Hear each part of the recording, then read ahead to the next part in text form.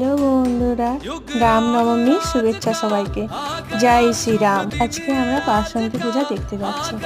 আমি আগে যেখানে 5 থেকে 10 পর্যন্ত পড়েছি ঝাড়বন্দিতে, ওখানে বাসন্তী পূজাটা হয়। আর মেলাটা ওখানে মাঠটাতে বসে।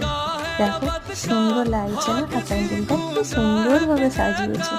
আর সত্যি বলছি, ঠাকুরের মুখটা দেখলে মন সব কিছু যেন করে দেয়। কি সুন্দর আর কি দারুণ দেখে মায়ের মুখটা, না? সব দুঃখ কষ্ট গ্লানি যা আছে সব যেন বেরিয়ে যায়। ভালো লাগে, একটা ভালো লাগা কাজ করে। তোমাদের কেমন লাগছে?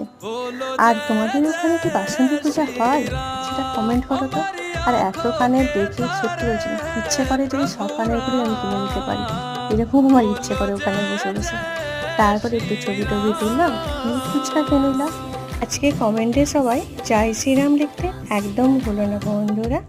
জয় শ্রীরাম।